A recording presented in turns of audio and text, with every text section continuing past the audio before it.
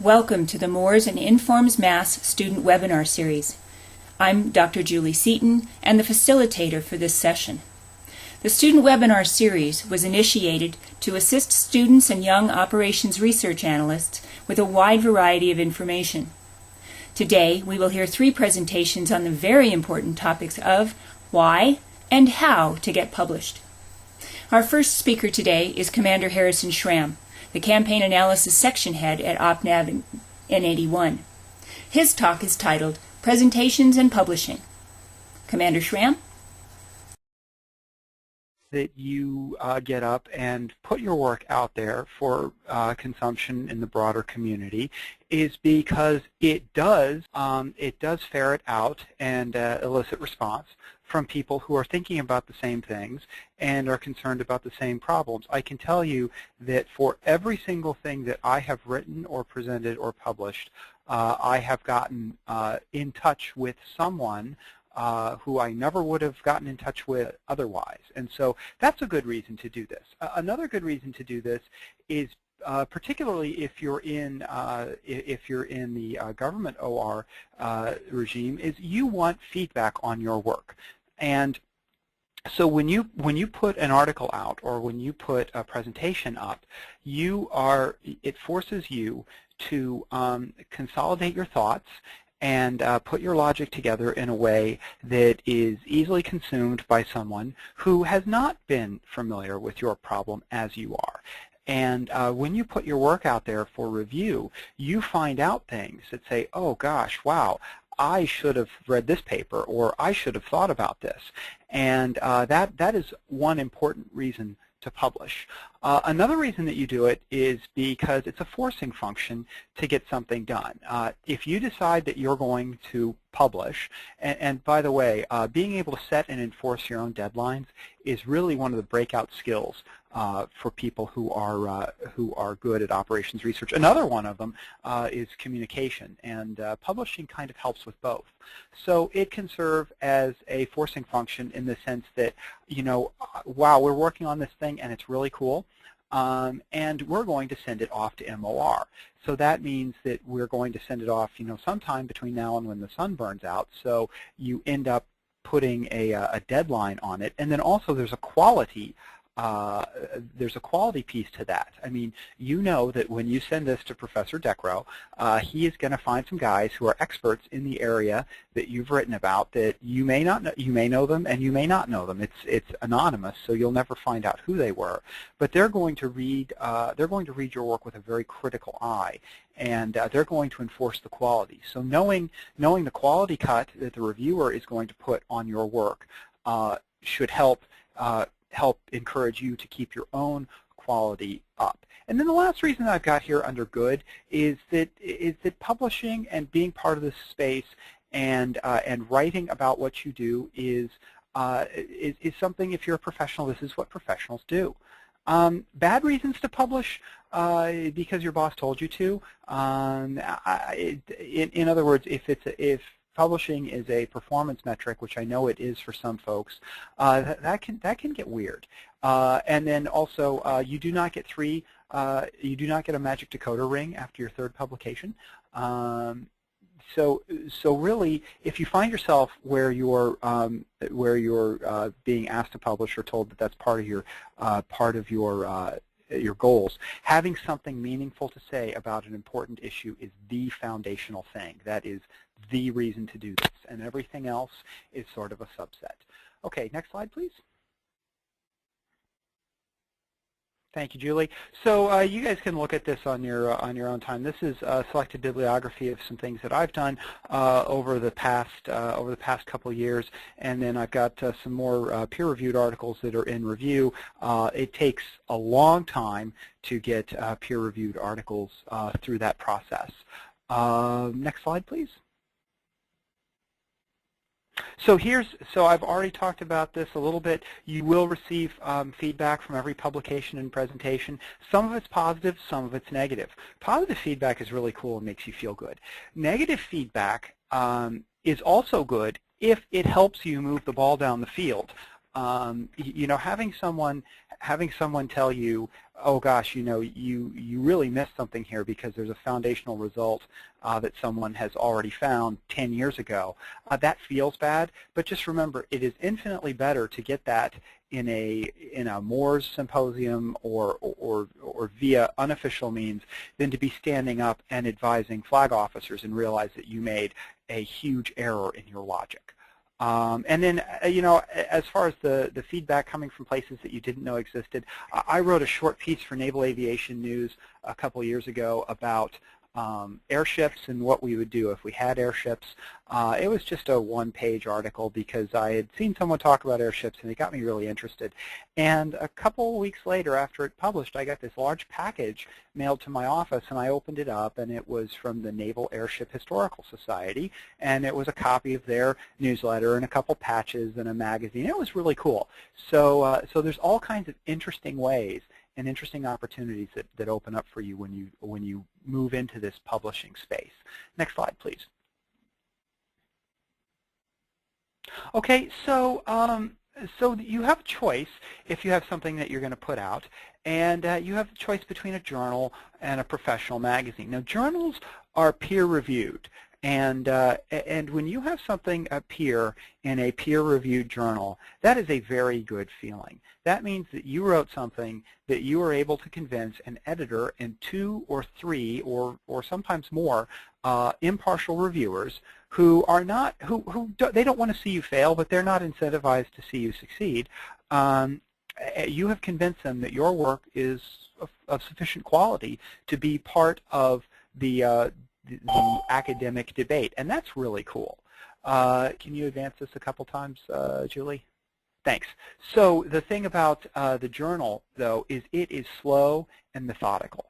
You're going to send something off for review, and then the editor's going to read it, and the editor will decide if it's interesting or not. And if the editor decides that it's interesting, then he's going to find some people who are experts in their field, and in the field that you've written about, and he's going to send it off to them. And it will go for months, and you won't hear anything, and then you'll get a letter with huge amounts of homework in it that you need to work off to pass the reviews, and it is a very slow process. What you get for that very slow process is that the editor and the reviewers, they are helping you with quality control in the following sense. If you have flaws in your mathematics, if you have flaws in your logic, the reviewers will pick that up. Hopefully not. Now, in all cases, the ultimate responsibility for quality is on the author, but reviewers will pick those things up.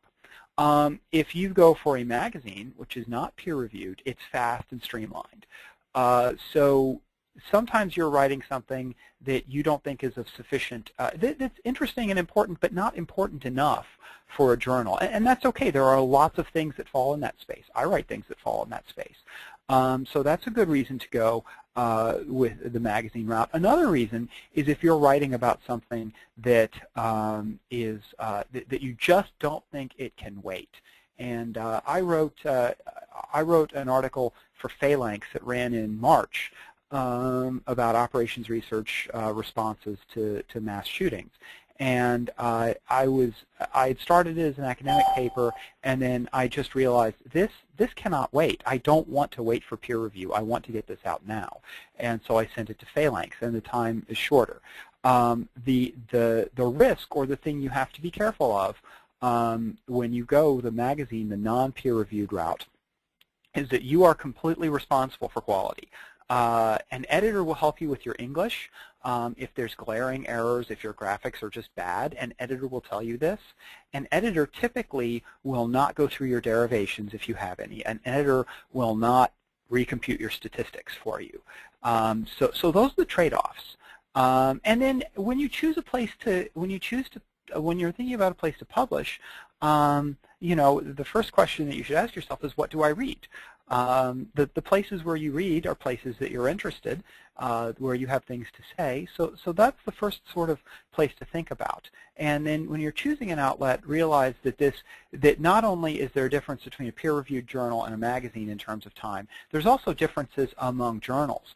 And one way you can kind of look into that, many journals publish if you look at an article, it will have the history of the paper, when it was submitted, when it was returned to the authors, and when it was accepted.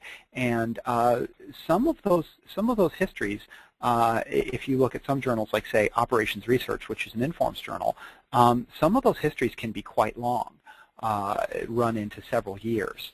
So that's something that's a trade-off between when you have something submitted and when you have something accepted. Next slide, please. Okay, so presentations. Presentations are also important. Presentations are a way to get things out there, which typically, some conferences require you to write a paper. Some don't. Moore's Symposium does not require you to write a paper. So here are some things you should do. If you think that if you'd like to talk about something, if you think you have something meaningful to talk about, remember that's the most important thing. Then you can submit an abstract. Even if you don't think you'll get in, you can submit an abstract. Don't submit an abstract knowing that you won't be able to write a paper. That's a bad thing to do. You should write your abstract with sufficient flexibility that you can deliver on what you've promised. The issue there is that frequently, if the call for papers is out and the conference isn't 9 months into the future, when you write the abstract, you're actually writing about work you are going to do, not about work you have already done in many cases. So make sure that you give yourself enough maneuver room so that if your research takes you in a direction that you didn't think it was going to go, that you can still actually fulfill what you said you were going to do. And then the other thing is don't build your slides the night before in your hotel room. Do build your slides with enough time so that you can have a practice run, particularly for your first or second presentation. There is, looking at your slides and going through them in your head is a lot different than having to stand up and talk about them and answer questions in real time. So a key to success is to have that practice run. And then let's fill out the other slide, Julie. Thank you. Okay, do not, and I'm checking a clock here to make sure I don't actually do this, do not go past your allotted time. If your session chair gives you 20 minutes, you should talk for 18 to 21 minutes. You should not talk for 30 minutes during a 20-minute presentation. Most session chairs will just get the shepherd's crook and pull you off the stage. But it's very rude to the other presenters, particularly if you're the first presenter, because now basically what you're saying is that you've decided that your work is much more important than their work, and realize they put just as much effort into their slides as you did into yours, and everybody thinks that their work is the best. Don't show up unprepared. If I'm able to, within confines of security, I bring a paper copy of the brief, and I bring a CD if I'm allowed to. This way, provided if the IT completely goes bad, you have something to talk about. And that's good, because you don't want to waste all your 20 minutes or however long it is. It's very precious, and you don't want to waste that time that you've worked for months to get because you don't have any slides. Yeah, don't stay out late the night before. I'm old, so I don't do that anyway. But you don't get to enjoy the conference until after you're done speaking, which may be the last day, and that's how it is. And then realize that there are some conferences, particularly in the computer science and information domains, where having an accepted presentation at those conferences is every bit as prestigious as having a published journal article. Next slide, please. Okay, and then going back one, actually we don't have to go back, Julie. That fact is everyone's unpublished work is brilliant. When you subject yourself, I mean, everybody has good ideas.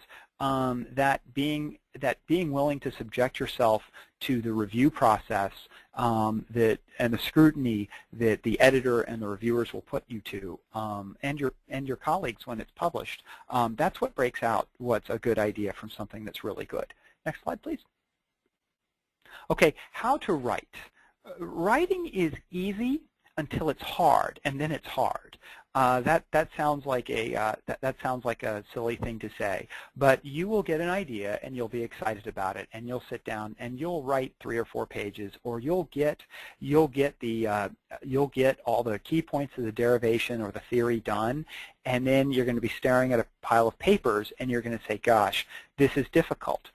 Because there's all the little pieces you have to close up, like the literature review, like the conclusions, like the excursions and the numerical analysis, or whatever it is.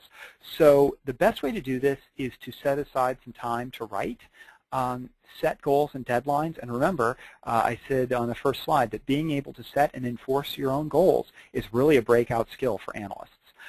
You can think about Jerry Brown's 5 questions. If your paper, article, presentation does not answer these questions, then you have a hole in your logic. The questions are, what is the problem? Why is it important? That's frequently, by the way, one that is overlooked, is why should I care about this problem? What's currently being done about it? That's the lit review. What do you propose to do? And then the last question is deceptively hard, and that is, how will you know that what you did actually worked? Okay, next slide, please. And I think, oh yeah, and one other thing, work on it until you think it's as good as it'll ever be. Then work on it some more. Before you send something to a magazine or to a journal for peer review, you should socialize it around with your friends who will point out things that you might not have thought of. And then after you've done that, then you can send it off for actual review. Next slide, please. Okay, I think this is my last content slide, but your lit review, it's important, it's overlooked. Do not spend months of your life solving a problem that's already been solved. I've done that once. It's not fun. I would encourage you not to do it. As far as, looking for places, when you're starting to look for references, if we could advance the rest of the bullets, thank you. Good places to start are Google Scholar.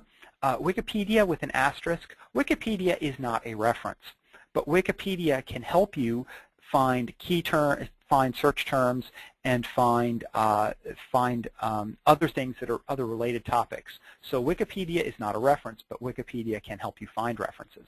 Then after you do that, librarians are great. JSTOR, if you have access to that, is fantastic. And then after you think you've exhausted what you can do on your own, talk to your colleagues who have interest in these areas, and they might toss out something that you've never thought of. And then one thing that it took me a long time in life to realize, and it's my next bullet, is that if you don't have, there are ways to automate this process. You can use, if you have access to RefWorks, you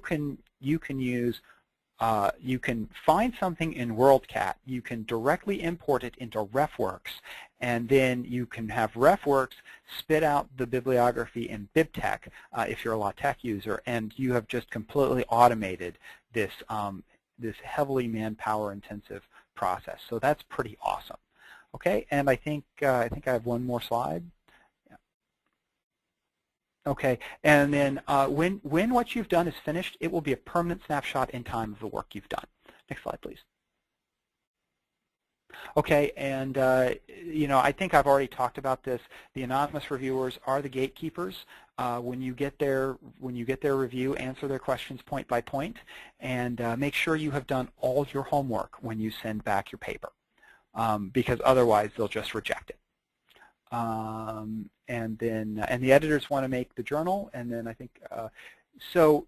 It's okay, and I'm sure that Professor Decker is smiling as I say this. It's okay to remind the editor if you haven't heard from them from like 4 to 6 months. If you're hey, what's the status? But don't email them every week, because then they'll just put your emails on spam. Okay, next slide, please. Okay, and here are my last shots.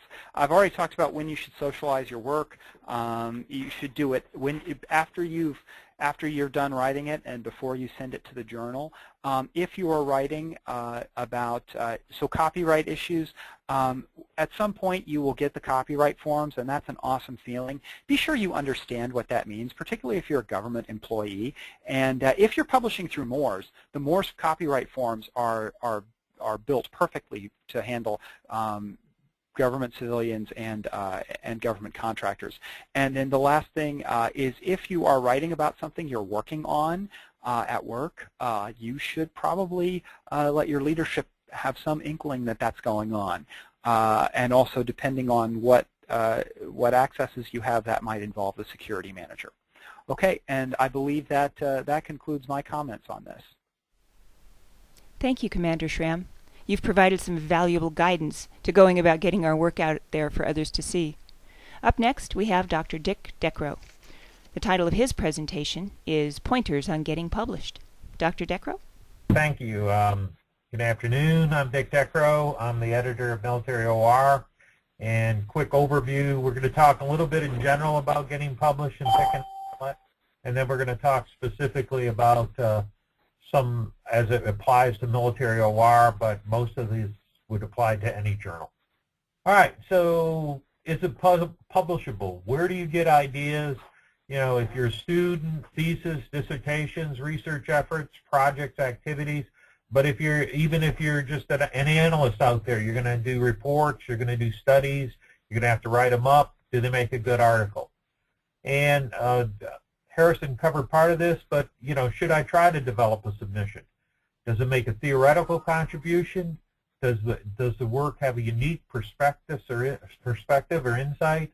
Does it provide useful explanation of something? Maybe it's not theoretical breakthrough, but it's gee, this is a cool way to do this problem.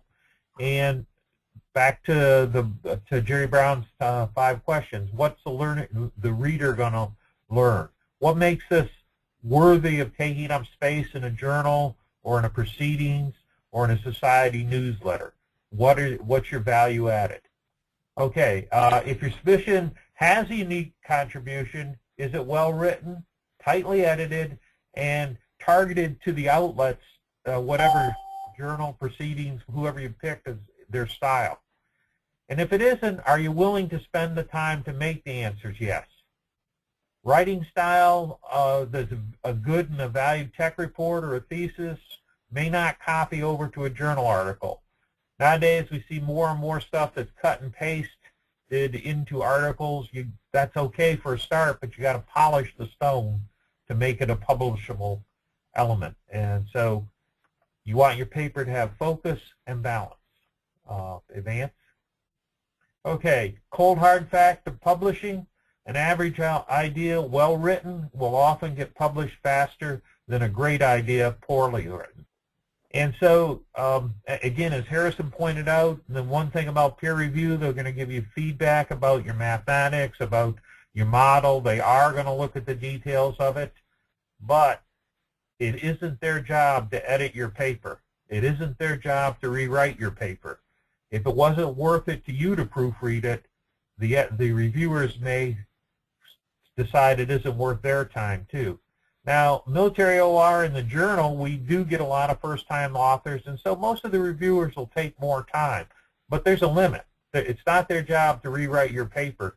And if we get a paper that's, it's just not there and not proofread, not even spell checked, nobody's going to spend much time on it.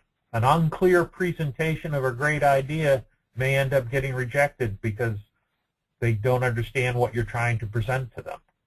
And again, as Harrison pointed out, once you get a draft, run it by some of your friends. If English is not a primary language, you might want to get a technical editor to take a look at it. Okay, so how do I pick an outlet? What outlet's realistic to meet your short-term, mid-term, and long-term career goals? What do you want? You're building your resume. What's going to look good? Will a newsletter do it? Will that get you exposure? Are you in a profession where publishable journal articles are either required or a big plus? So you want to think about that. There is a tendency, particularly when you're a student, to fast turn and burn. You want to get on board. you want to get something on your resume, sometimes that means you waste a good idea, or you hit a lower level journal where you could have waited a little bit and hit a higher level journal. But the point is, whatever your employer wants, you're building your personal resume. How do you want it to look? Think about that as you pick the outlet you want to publish it. Okay, so Air Force model, aim high. But you do need to be reasonable and realistic. Not everything is an OR or a math programming or a networks or a management science article. So when you build your literature, search, where else, what references have you used? Where were they published? That's always a good idea to see if a journal's interested in what you're writing about. Where were the references cited? Now you can go to Google Scholar and see who else, and if you find a trend, gee, this particular set of journals is really interested in this topic, that's a good outlet to start with. And then always go and read the aim and scope statements that are available on the web. Who is their audience? Who are they thinking about? Once you decide where you're going to send it, writing in their style helps the review process because it makes it look like what the reviewers think it's going to be. Now, I'm not saying you have to rewrite everything to fit some particular style, but you at least ought to consider it. Is this a very theoretical journal and your paper is very theoretical? That's fine. If your paper is very applications oriented and you want to send it to a theoretical journal, that's going to be a tougher row to hoe. That may or may not fit out. The work has back to a unique contribution. Why would somebody read this? Why would the editors and the reviewers want it to take up space? Not everything fits the Journal of Universal OR Wonderfulness, but there are a lot of journals out there. Pick the one that fits. Find the right fit. And proceedings are a good idea too if there's no good journal match. Okay, so we're going to switch gears now and talk particularly about military OR, the journal, but some of these previous concepts flow over. All right, so the journal is Military Operations Research. We're interested in OR applications and methodologies for military problems and or national security problems. Could be a case study, could be an innovative application, could be a policy issue, could just be a cool model and way to solve a problem. All submissions should have a statement of major contribution. We like to have an extra piece of paper that says, why do you think this is good? And if it's an application area, if you're telling us about some project you did, nice if you can get a letter from a senior decision maker that says, yeah, and we used this idea, and it worked, stating what the benefits are. Not a necessity, but we strongly encourage you to do that for the journal. Okay, how do you submit? Well, there's a postal address to send it in. You can also do it by email. I've put in my email address and the Moore's office. I got to caution you, I work for the Air Force Institute of Technology. I'm on an air base, and we have really big firewalls, so sometimes people email me and it doesn't make it through the firewall, and they don't tell me it didn't make it through the firewall. So I strongly encourage you, if you submit electronically, to send it both to the office and to me.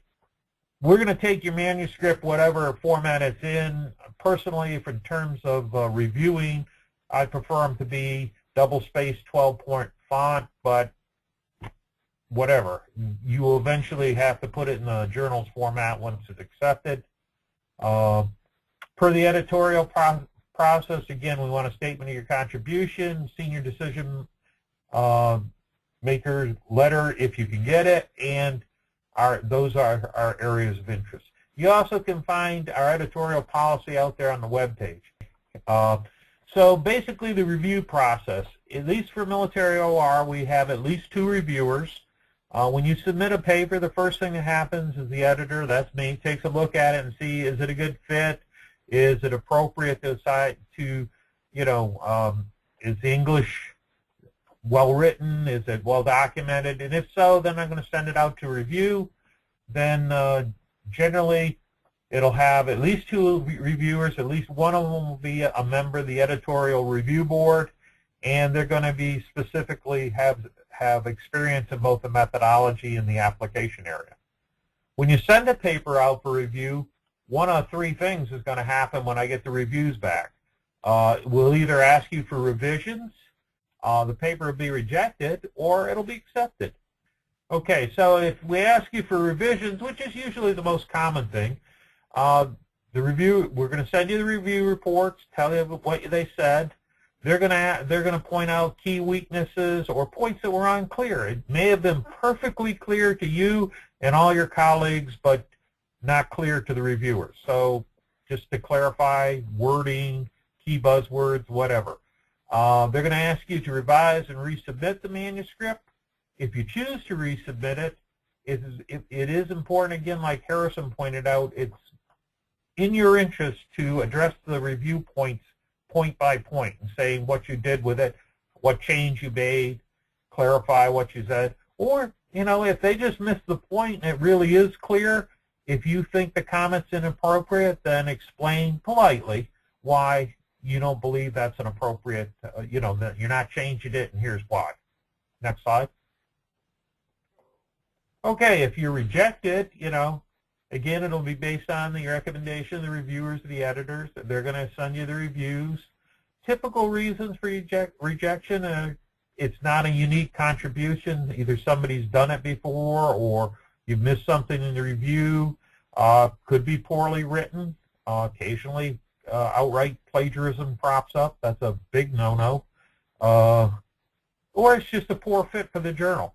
When I originally read the contribution and looked at the article, it looked good, but the reviewers don't think so. The good news is your paper gets accepted. Yay. You're going to be notified. We're going to ask you to send a final draft to Ms. Joan Taylor in the Moore's office. If other journals are going to submit it electronically, they'll give you instructions. We're on an electronic copy and a paper copy of your final manuscript. A short bio about the authors.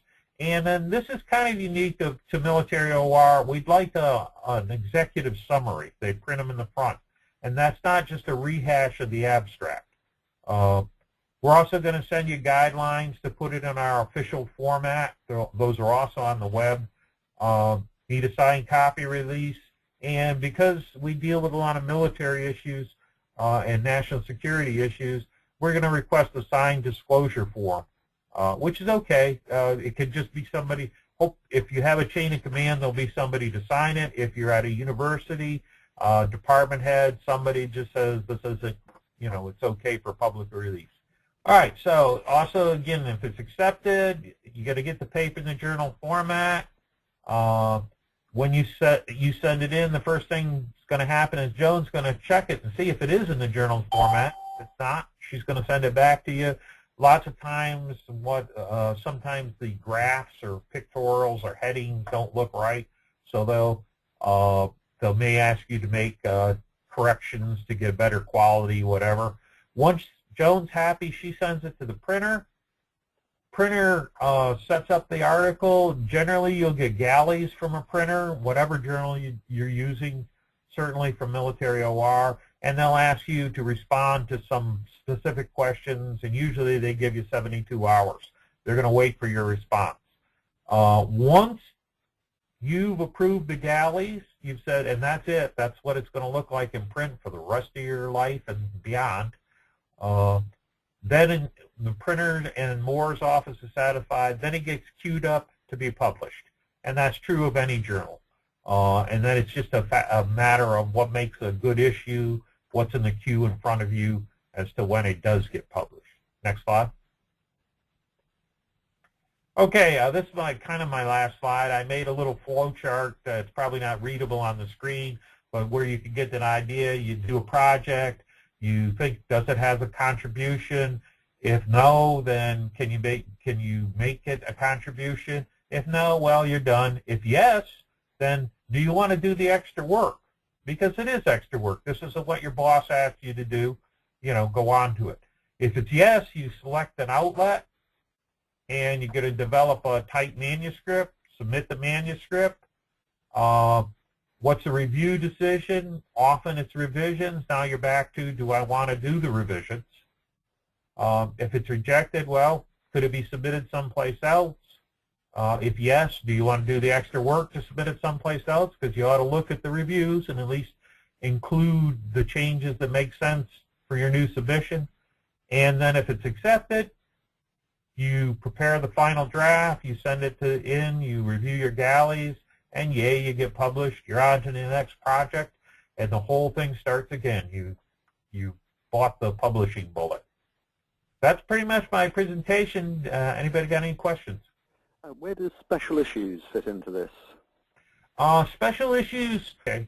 For Moores, we do publish special issues. We try to do that maybe once every 2 years.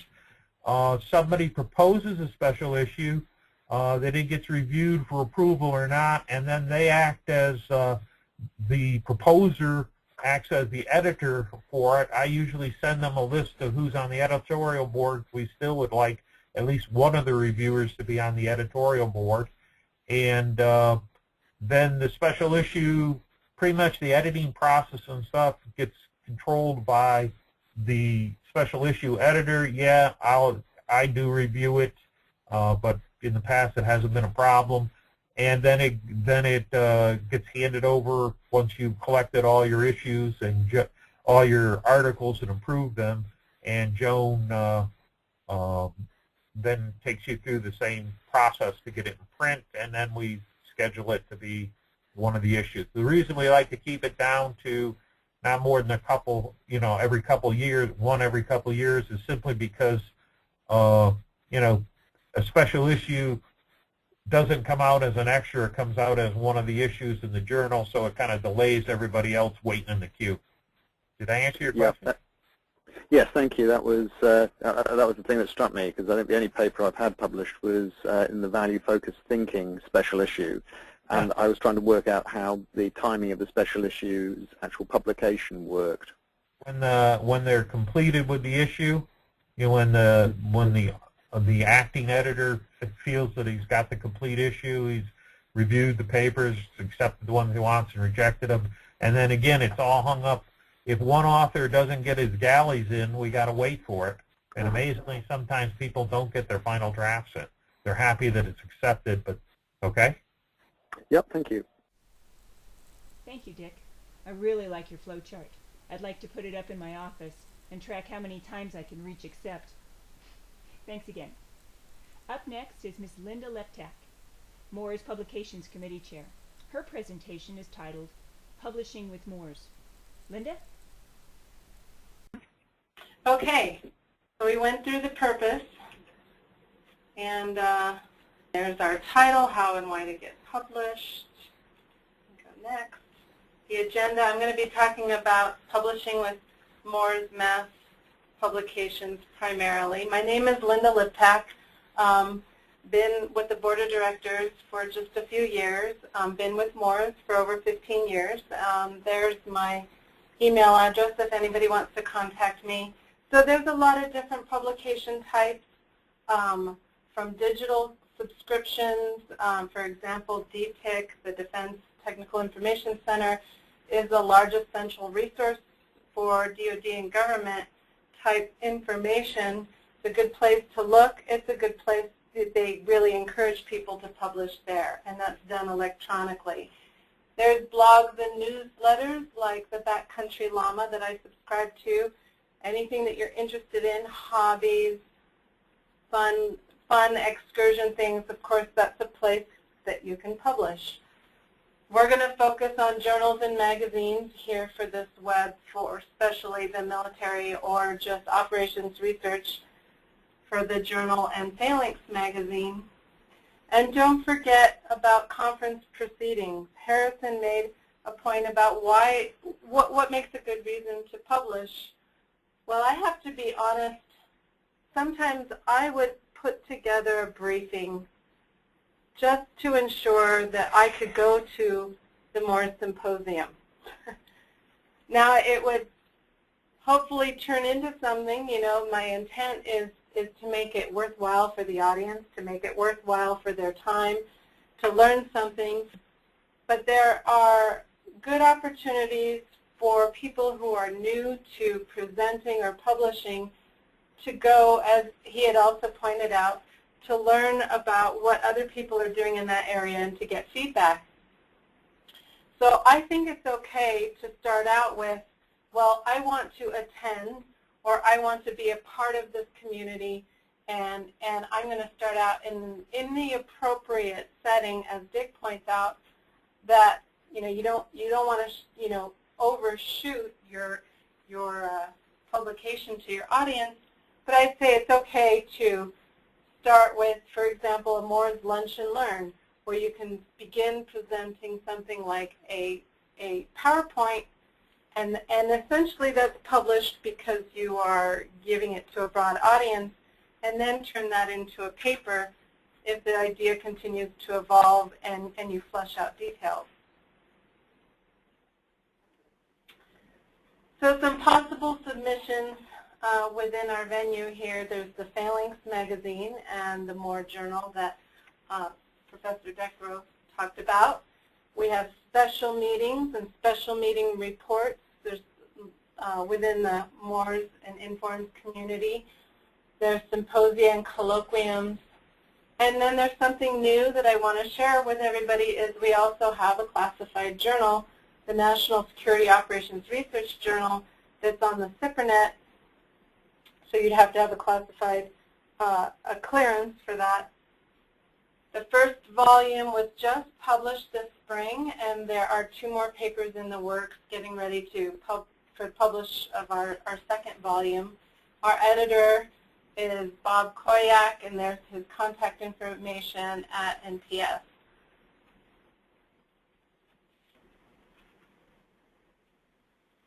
So there's really an unlimited places for you to submit.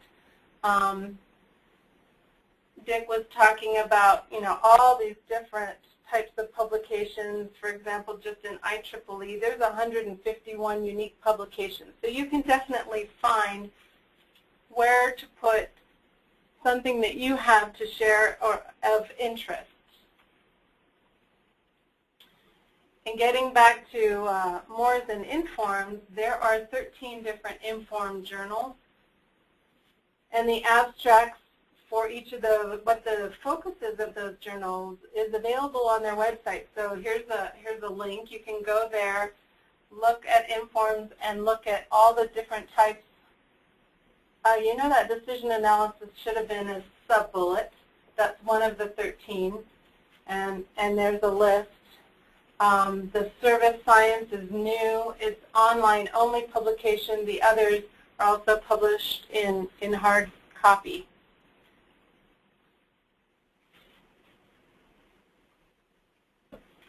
There's also on the Informs website an author portal that has copious amounts of information and instructions on their website about everything from how to prepare your file. They require you to look closely at the guidelines for copyright and plagiarism. What are the rights and permissions? Certain frequently asked questions. There's a publications booklet. Everything about their policies. I thought it was interesting to go and look at their stats. You could tell an OR person was very interested in what the length of time was for a publication, including review process. You could actually go in there and look at the histogram for the length of time for all the different 13 publications that they have. What are the statistics for the past 2 years of how long it takes to get a final publish.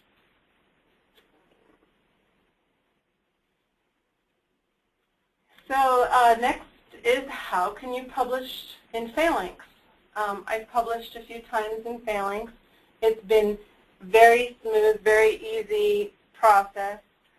Phalanx is for analysts to be updated with relevant information, articles concerning all aspects of OR, and provides insights into the developments of our global partners and our security issues. So I've never submitted a hard copy manuscript to the Moore's office, but that can be done to their address. What I've done is I've submitted to the editor by email, and there are deadlines. If you are trying to get something in by a certain issue, then you need to look so many months in advance by the middle of the month. What do you need to include? Electronic copy of the article, whose contribution to the article, a short bio and photo for each author. I don't think I've done that, so I don't think that's mandatory, but it's a good idea because you do want to be, contacted and noticed. And a complete disclosure form.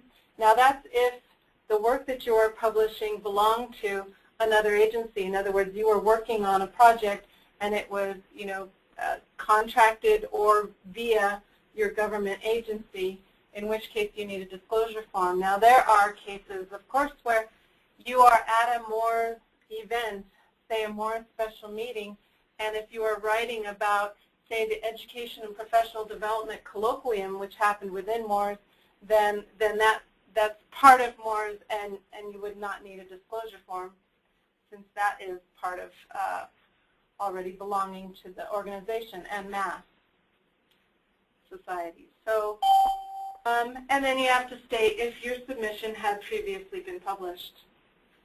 So how would you submit your material to Phalanx? Phalanx really tries hard to get you right in the very next submission. If your material is of timely importance, then they might place you ahead of other articles because of the timeliness of what it is that you may be writing about. They like 3 to 4 pages maximum. If you wanted to do more than that, then you could do like a sequel, run in a few different quarterly journals. And then there are instructions. You can go to the site about what level of quality should the images be, not embedding them in, but sending them as attachments. But anyway, there's a lot more details that can be found at the Moore's site. I see an E in that Moore's, and I don't think that's correct. There's probably a typo in that bottom link there. So to wrap this up, there are a wide variety of publications. You can find places for various levels of technical capability, length, very short, long to very long works. Think about blogs, newsletters, magazines. There's the whole digital arena, as well as the hard copy journals, textbooks, and even books and other media.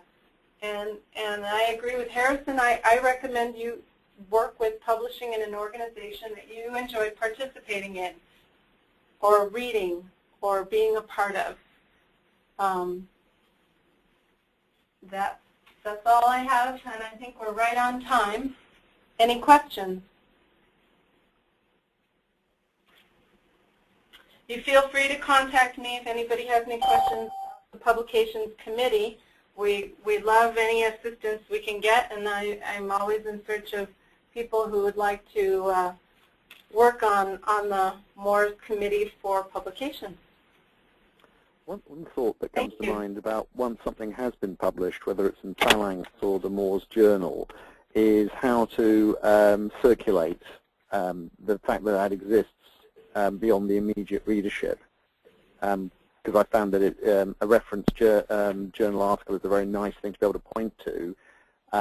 So if it comes up in conference conversations, then I will mention that this thing exists, because often it's off the beaten track of European operational researchers. So is there any move afoot to use Twitter or other modern media? Yeah, that's an excellent point. And I think there is on LinkedIn, there's a group for Moore's, and I've seen people make announcements there about something that they have put together, published, or are going to be presenting. Isn't there a, Julie, I think you've been looking into better marketing for publications in general. Do you want to take that question? Yeah, we are investigating how to get more information out there. We have a recently formed virtual operations group that is looking at how many different ways we can get out there. We are using LinkedIn. We do have, I believe there's a Facebook page. We also have a site. Yeah, there is a Facebook page. Right, and there's a site on DCO specifically for Moores. So there are some avenues, and I don't do Twitter, so. No, I think the principles are very similar to what Richard was saying in his talk about stick with a medium that you're happy with.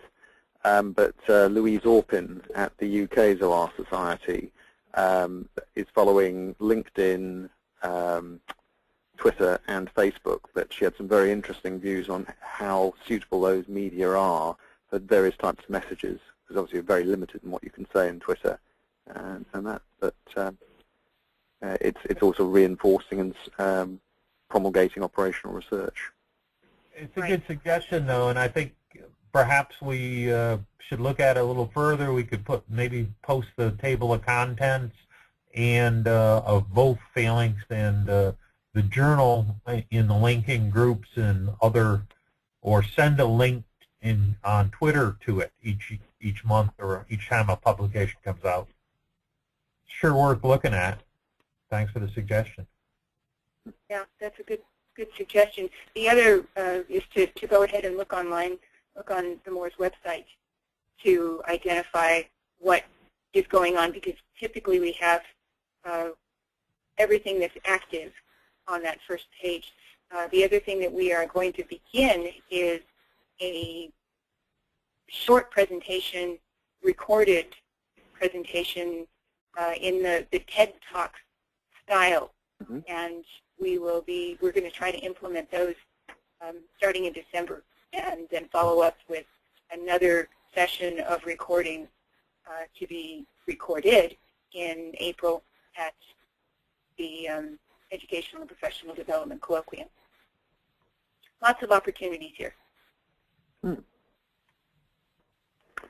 Right. Well, thank you very much. Your feedback is very, very important to us. So please, all got my email address.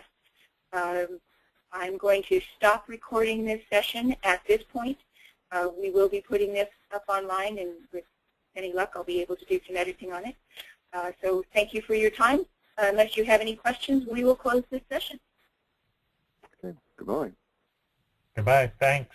Thanks, everybody. Thanks, Julie. Thank you.